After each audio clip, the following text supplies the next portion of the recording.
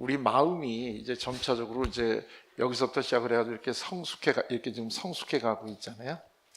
여기가 이제 청소년 때, 그러니까 우리 인생이 어린애하고 어른 사이에 지금 청소년이 있잖아요. 이 청소년 때에 제일 중요한 거는 뭐냐면 대인 관계, 나와 너의 관계가 제일 이제 중요한데요. 요게 잘 되면 그럼 이제 여기로 넘어가는데, 그럼 이제 어른이란 말이에요. 어른은 양심하고 욕구 사이의 갈등이 이제 우리들이 큰 거죠. 사실 이 외부에서 보는 사람들은 우리의 요런 면밖에 안 보이니까 여기에서 별 크게 어려움 없이 지내면 저 사람 잘 사는가 보다 이렇게 생각을 할 수밖에 없는데, 여기로 들어오면 요거는 우리 내부 현실이니까요. 나 아니면 잘 모르죠. 내가 지금 무엇 때문에 힘들어 하는지를 내가 그거를 설명을 잘 하거나 이러지 않으면 외부 사람들은 우리가 힘들어 하는 걸 잘 모르죠. 근데 이제 양심과 욕구 사이의 이 갈등, 그러니까 사실 우리 이제 목회자들이 일반 분들보다는 이 갈등이 훨씬 더 강한 지금 이런 삶을 살고 계시는 거죠. 그래서 이제 이거를 어떻게 우리가 건강하게 해결을 해야 될 건가 하는 게 이제 사실 굉장히 중요한 일인데요. 이거를 우리가 일반적으로 해결하는, 그래서 이걸 해결을 잘 못하면 신경증이 되는 거예요. 뉴로시스가 걸린단 말이에요. 그런데 이걸 해결하는 방법이 이제 제일 대표적인 게 억압이라고 얘기를 했죠. 난 안 그렇다고 내리 누른단 말이에요. 그 다음에 이 억압보다도 조금 더 나가는 게 반동 형성이다 이렇게 얘기를 했습니다. 미운 자식에게 떡 하나 더 주는 심정으로 자기가 마음속에 그러한 것이 있다는 것을 오히려 감추고 그 다음에 반대로 행동을 하는 이런 겁니다.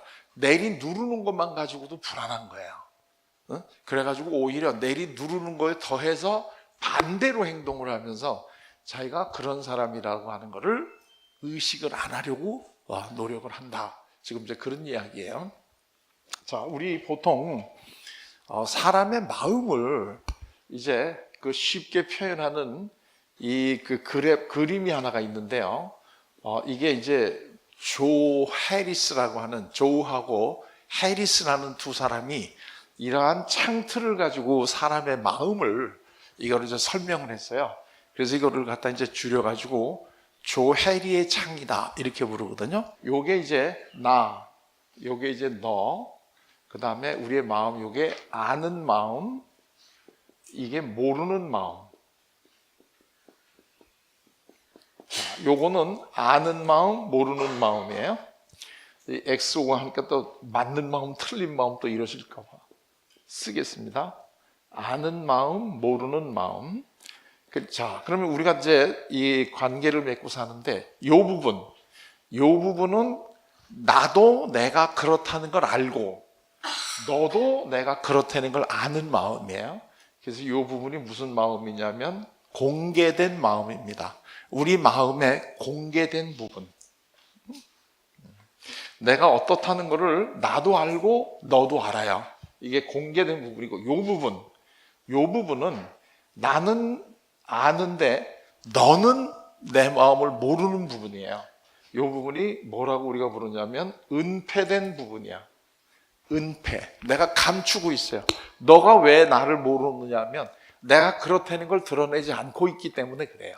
그래서 이게 감춰진 부분이에요. 요 부분은 나는 내가 그렇다는 것을 몰라.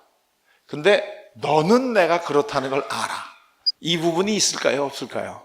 예를 들면 우리가 오랜 사귀었던 친구라든가 아니면 부부관계라고 하면 당사자는 자기가 그렇다는 걸 모르는데 옆에서 같이 살고 있는 이 남편이나 아내는 이 사람이 이런 면이 있구나 하는 걸 아는 거죠. 근데 본인은 그렇다는 걸 몰라요. 그래서 이 부분은 뭐라고 부르느냐 하면 맹목적인 부분이다 이렇게 불러요. 본인은 몰라. 근데 상대방은 알아요. 그런 부분이 있나요? 없나요? 있죠. 본인은 그렇다는 걸 모르는데 상대방은 알아요. 그 다음에 이 부분은 나도 모르고 너도 몰라. 그래서 이 부분은 무지한 부분이다 이렇게 불러요. 자, 이 두 부분이 있는데 이 부분을 요걸 우리가 가운데로 이렇게 나누면 나를 중심으로 하면 여기가 의식이고 여기가 무의식이죠. 내가 모르니까 무의식이잖아요. 여기는 아니까 의식이죠. 나를 지금 중심으로 보세요. 그런데 공개된 부분에서 이제 근데 우리가 상담을 한다는 거는 어떤 목적을 가지고 상담을 하는 거냐면 공개된 부분이 점차적으로 커져야 돼요.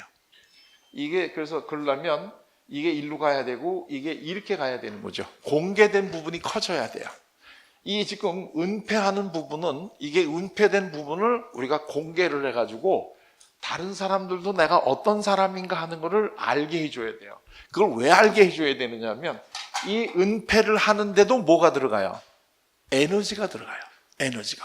그렇기 때문에 내가 어떤 사람인가 하는 것을 감추려고 하는데도 에너지가 들어간단 말이에요.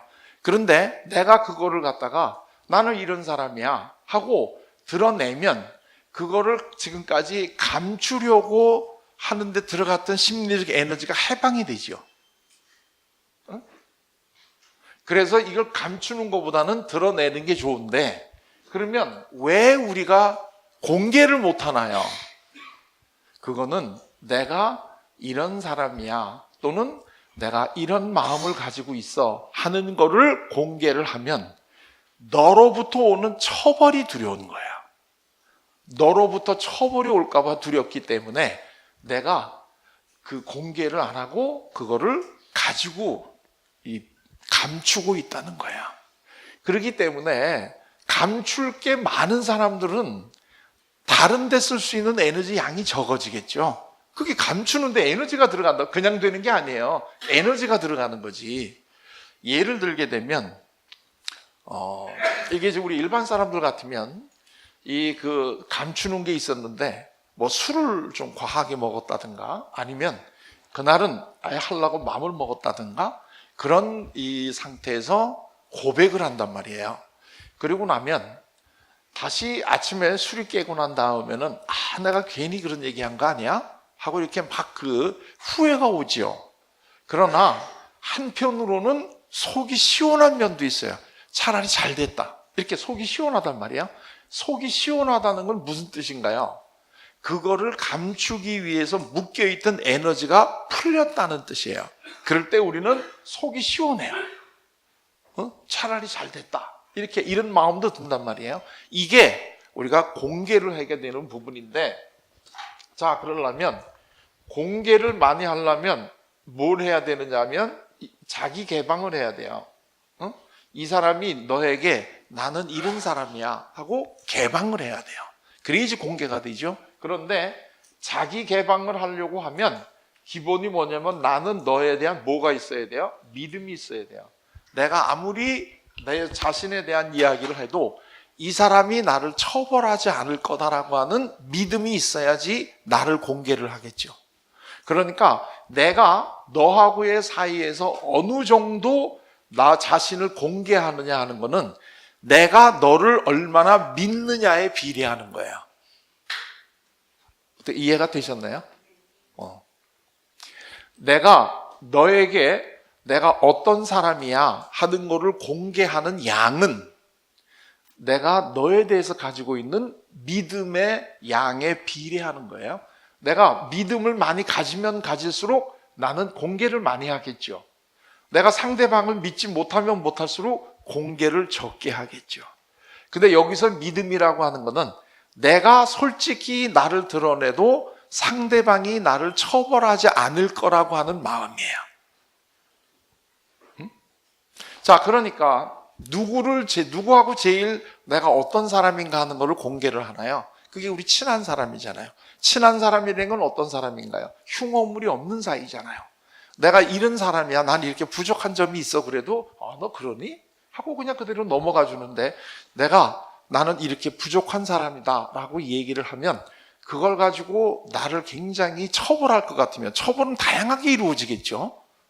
그러면 나는 계속 나를 감추고 있어야 된단 말이에요.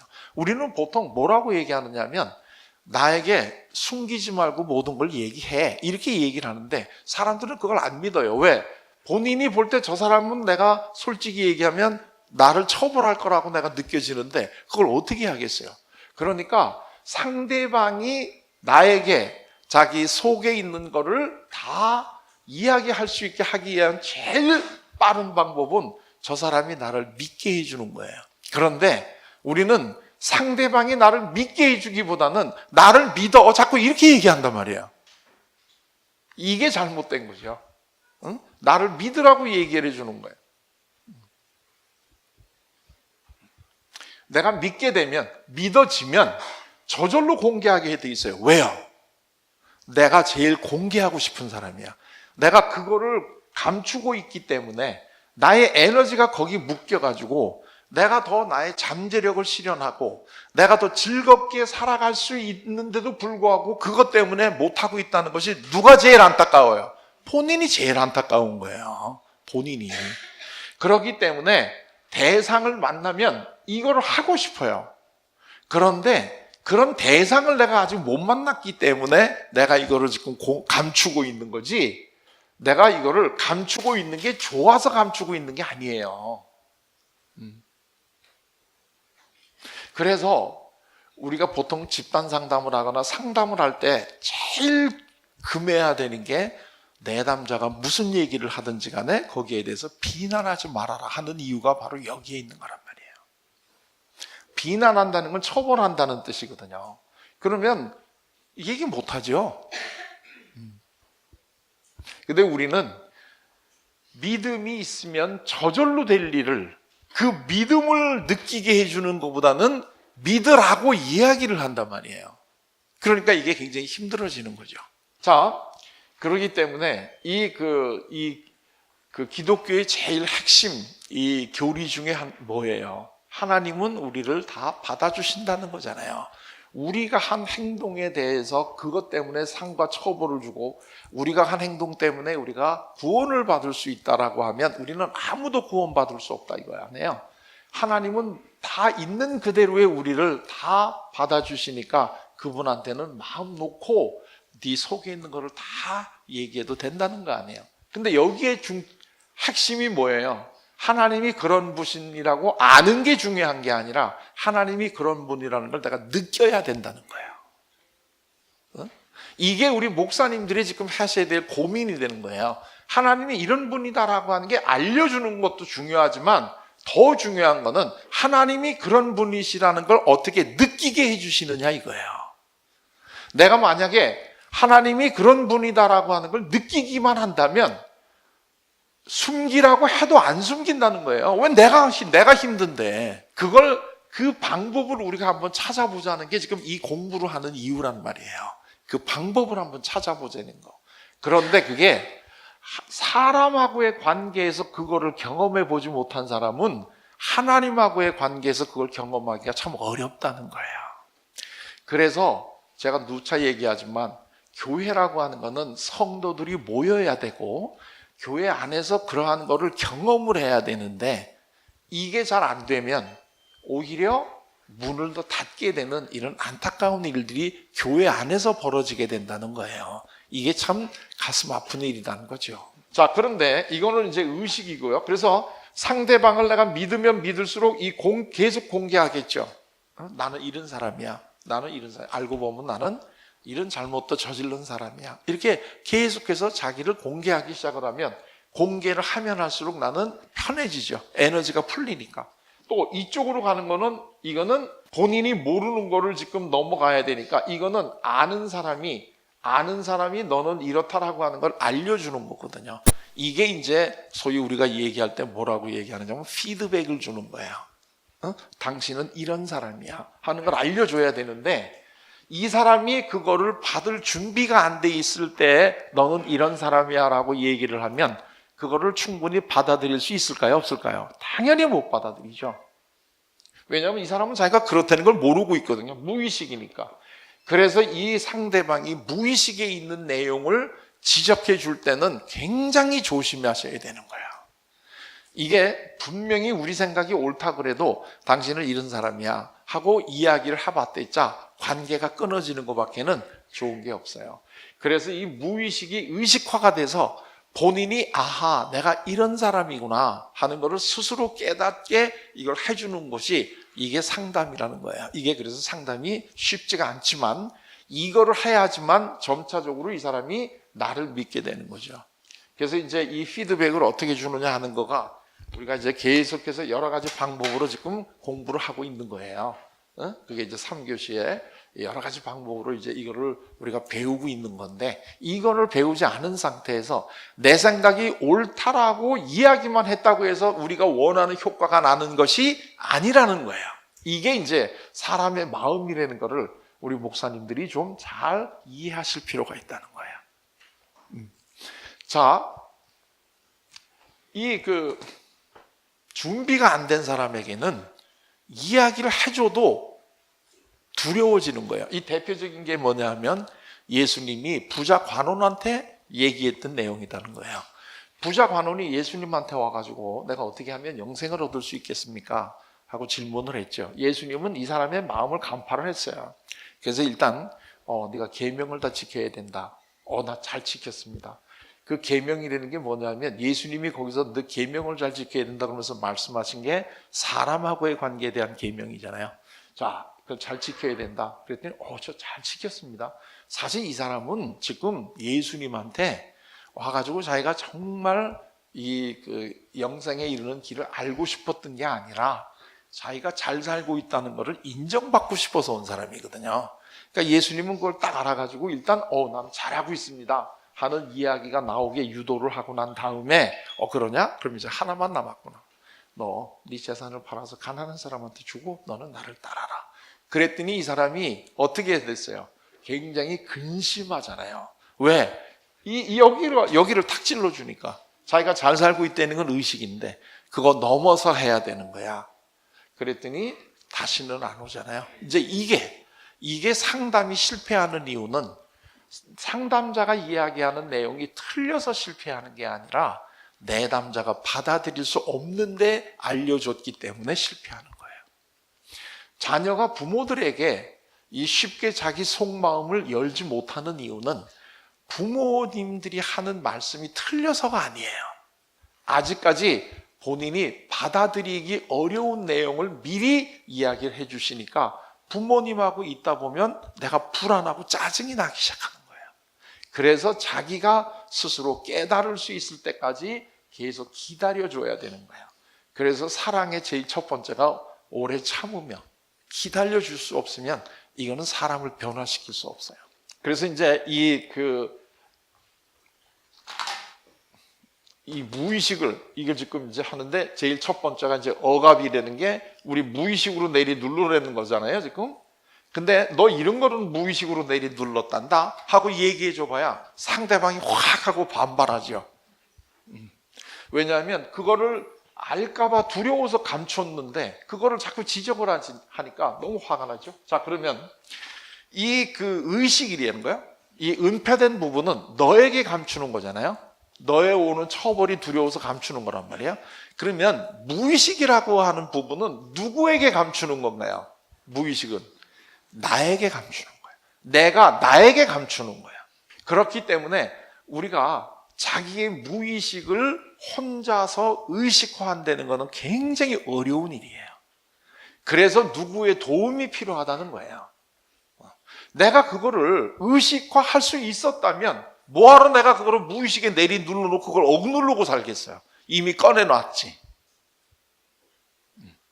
그러나 이게 두 가지 마음인 거예요. 내가 나에게 처벌을 안 받기 위해서 무의식으로 내리 눌러놓았지만 다른 한편으로는 계속 어떤 마음이 있어요. 빨리 털어놓고 싶어.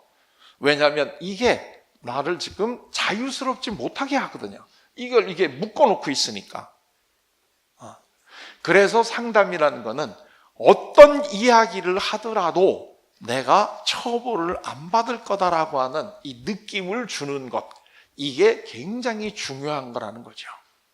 그러면 본인들이 이야기하게 돼 있는 거예요. 지난 시간에 제가 이 과정이 심리학적으로 보면 로마서에 나오는 유명한 말씀이다 하는 얘기를 했잖아요. 우리는 연약해서 마땅히 빌 바를 몰라요. 우리가 연약하다는 게 여기서 이제 심리학적으로 얘기하면 처벌에 대한 두려움 때문에 이걸 무의식에다 내리 눌러놨기 때문에 내가 기도를 할 때 나의 무의식까지도 나는 모르니까 기도할 수가 없어요. 내가 기도하는 것은 의식한 내용밖에는 할 수가 없어요. 그런데 이게 무의식으로 들어가 있어요. 처벌에 대한 두려움 때문에. 그래서 그걸 내가 마땅히 빌 바를 몰라요. 근데 이게 우리 마음을 다 감찰하시는 분의 보면 너무나 안타까운 거예요. 그래서 성령님이 대신 빌어준다는 거잖아요. 성령님이 보혜사라는 거, 보혜사가 카운슬러라는 건 아시죠? 그러니까 이 카운슬러가, 우리 마음속에 있는 카운슬러가 그것까지도 대신 빌어준다는 거예요. 그걸 무의식을 의식화하게 해준다는 거예요. 그래서 그거를까지 빌면 지금까지는 처벌을 받을까 봐 두려워서 감추고 있었던 그 부분까지도 내가 그거를 드러내고 의식화를 하게 되면 지금까지는 처벌을 받을 거라고 생각했던 그 내용까지도 합심해서 선을 이루어준다는 거예요. 참 놀랍지 않아요? 지금까지는 처벌을 받을까 봐 두려워서 감추고 있었던 그 부분까지도 알고 보면 그게 다 나에게는 큰 재산이 돼서 앞으로 큰일 하는데 그게 다 합심해서 선을 이룰 수 있는 이 놀라운 일이 벌어진다는 거잖아요. 그게 우리가 지금 이제 이 무의식의 의식화, 그거를 우리 스스로는 못하고 누가 해야 돼요? 성령님이 그거를 해주셔야지 된다는 거잖아요. 그런데 이거를 우리가 심리학적인 상담의 용어로 부른다면 이거를 통찰이라고 부르는데, 통찰이 혼자는 못하니까 누가 옆에서 도와줘야 돼요? 상담자가. 상담자가 그거를 도와주어야 된다는 거예요. 그래서 이분에게는 내가 이런 얘기를 해도 내가 처벌을 받지 않는구나 하는 이 믿음을 주지 않으면 이게 아무리 하라 그래도 안 한다는 거죠.